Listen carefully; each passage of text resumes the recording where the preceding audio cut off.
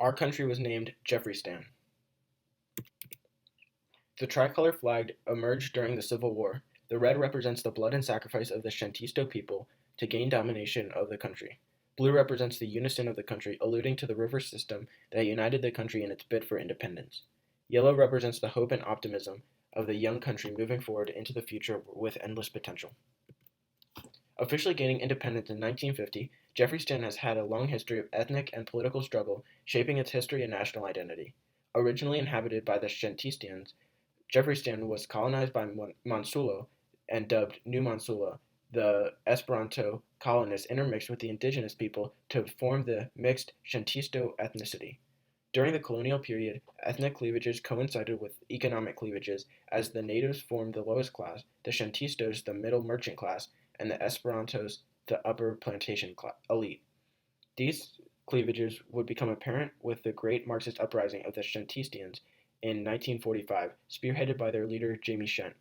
The Mansula colonial government and the Shantistos, led by Jeffrey Arthurs, a young populist military officer, formed a coalition to defeat the Marxists.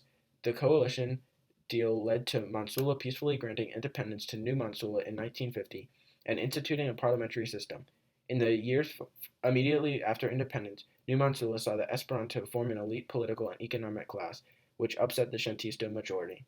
In 1958, almost within a decade of independence, a bloody civil war pitted the Shantistos, once again led by Arthurs, and the Esperantos against each other. At the Battle of the Three Rivers, the Shantistos defeated the last Esperanto forces and took power of the country. New Mansula was renamed Jeffreystan in honor of the leader Jeffrey Arthurs of the Shantisto faction.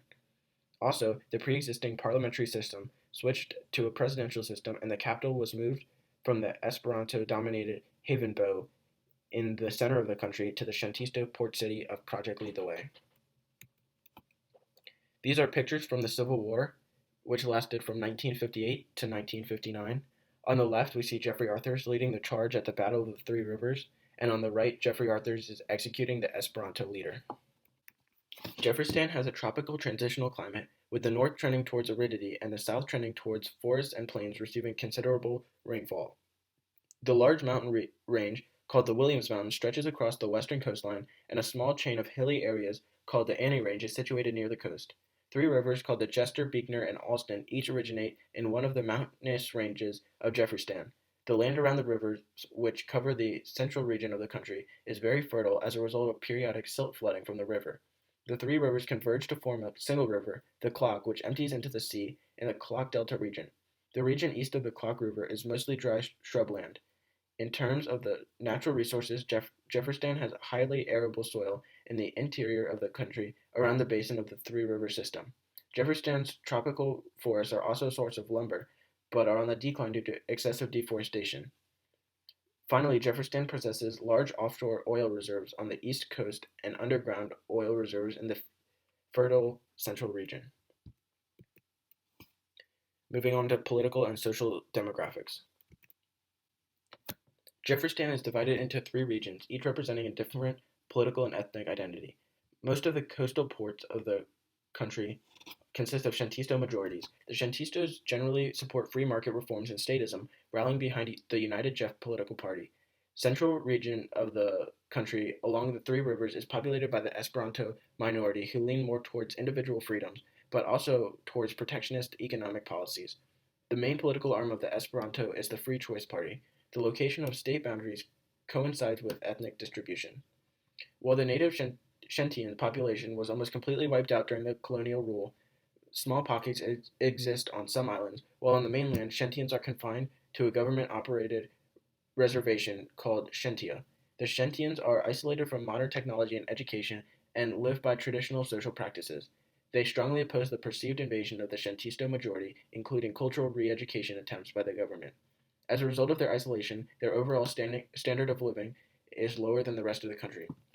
The single official language of Jeffreystan is Jeffro, spoken by the Shantisto majority. Jeffro is a fusion of the native vocabulary and the original Esperanto, spoken by colonists, reflecting the mixed ethnic backgrounds of the Shantisto.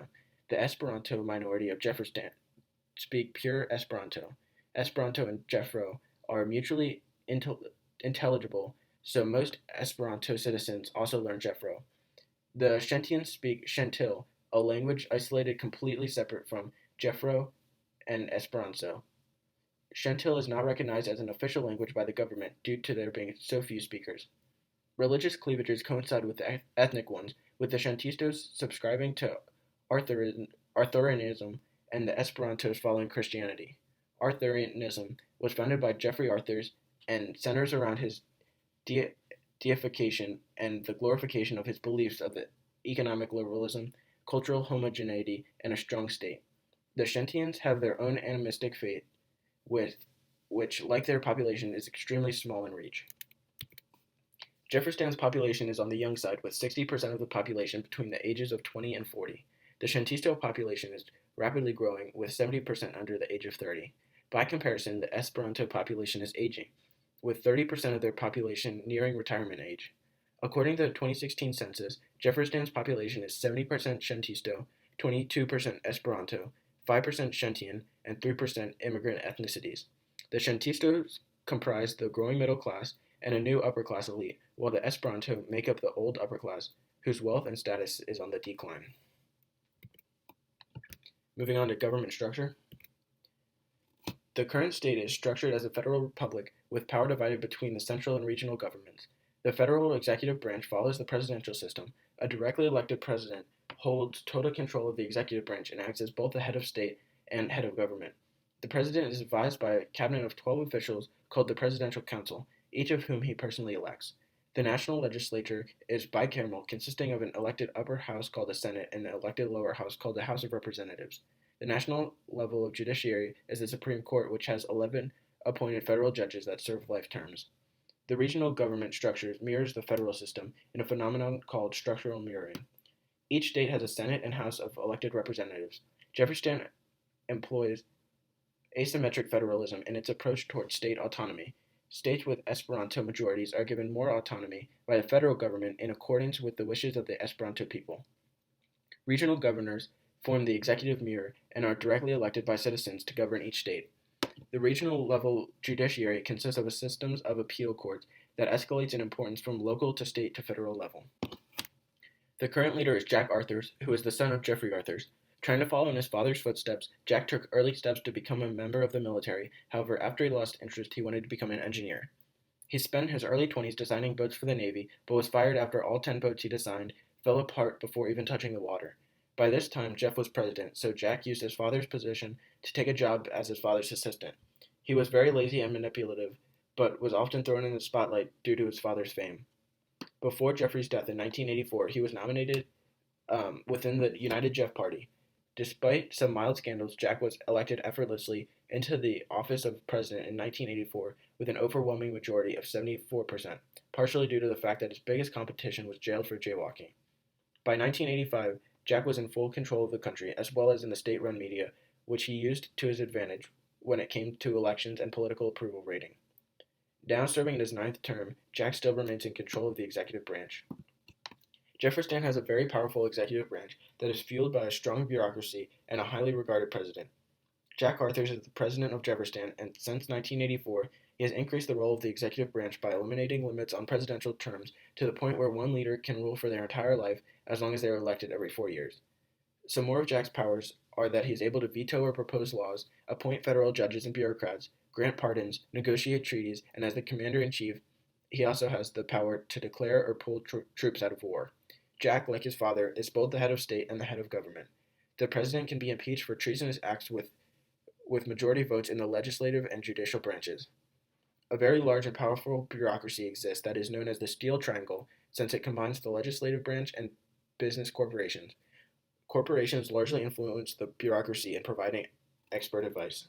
Jeffreystan has a bicameral legislature, which is comprised of a lower house called the House of Elected Representatives and an upper house called the Senate. The House of Representatives represents the population districts, while the Senate represents the states. They have the power to levy taxes, sign treaties, impeach the president, and sign off on acts.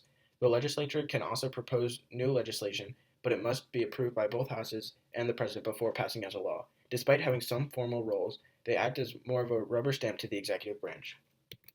The Supreme Court of Jeffreystan is comprised of 11 judges, one of which is the Chief Justice.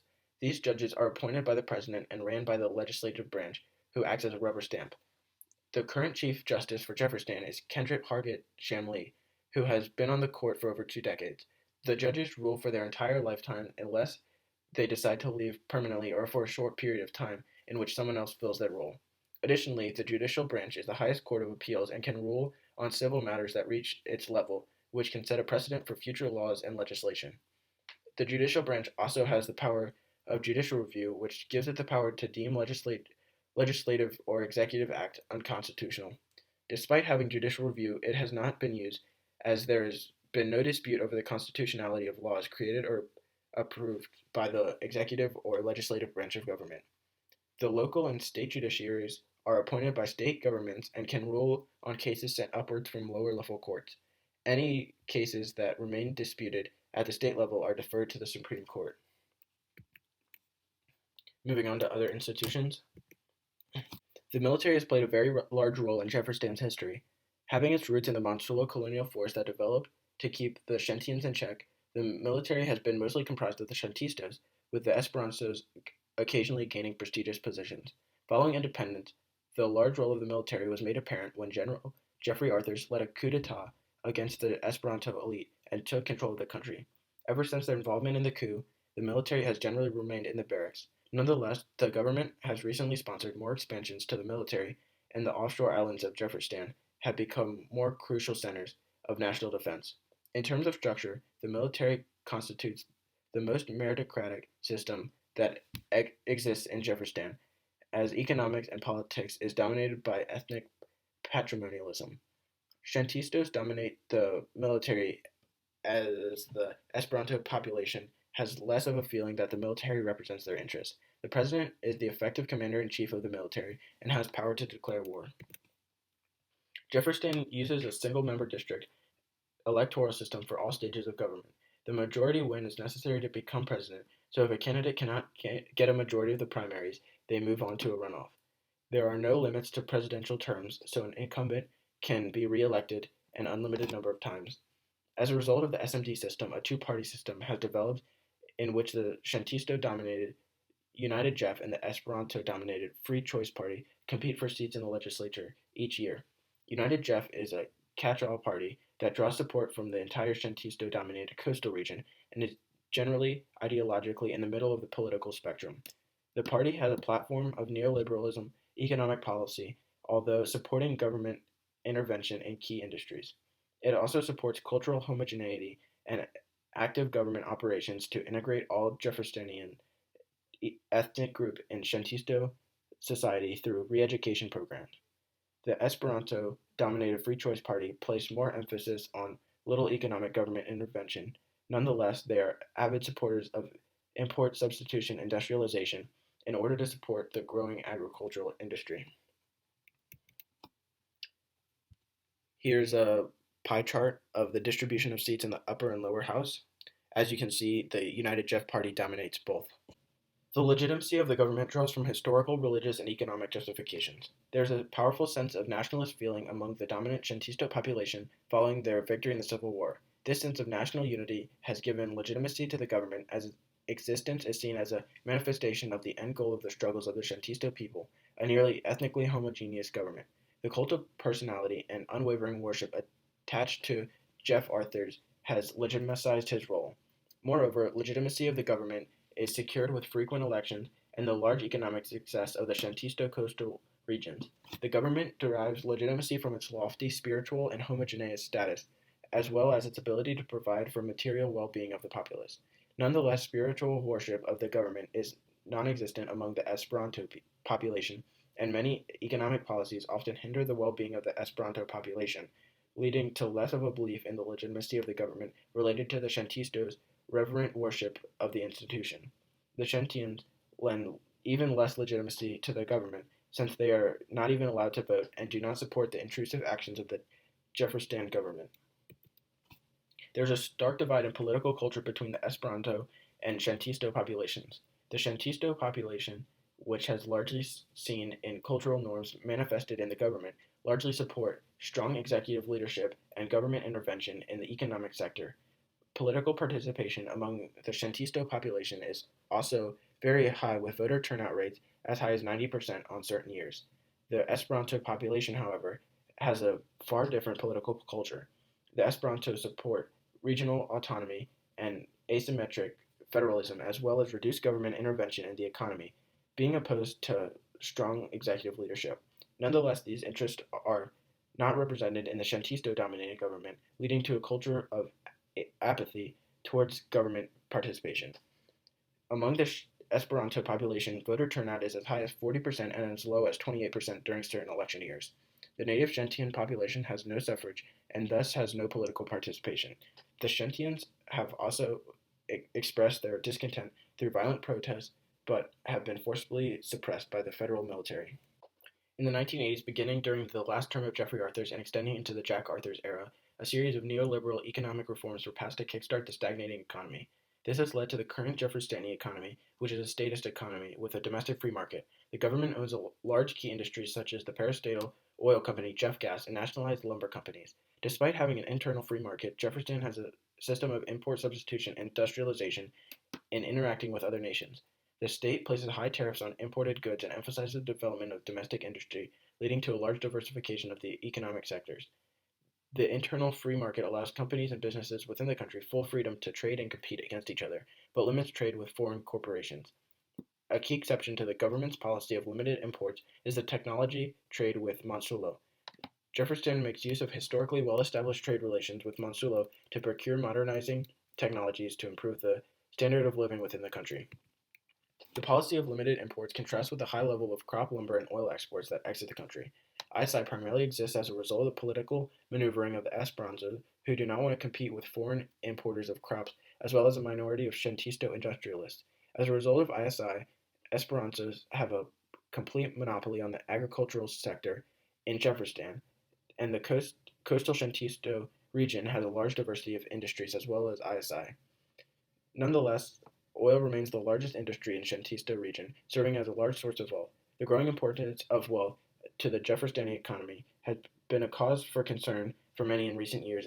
Civil society in Jefferston is free and open, and interest groups face little censorship and opposition from the government. The government uses neocorporatism to interact with interest groups and form economic policies. Shantisto interest groups such as Shantisto Labor Union and Free Market Jefferston dominate the discourse. However, the Esperanto-led Farm Workers Collective has been successful in gaining government's backing. The state-owned media outlet is called Jeff TV. It is known for its consistently pro-government stance. Other independent media channels exist too, for example the Independent Herald, which is marketed as neutral perspective on Jeffersonian issues. The political watchdog group Jefferson Corruption Watch monitors and collaborates with independent news outlets to shed light on government actions. Ethnic interest groups also exist, such as Shantian Rights Organization and Esperanto Political Advocacy, which push for increased representation of minorities in the federal government.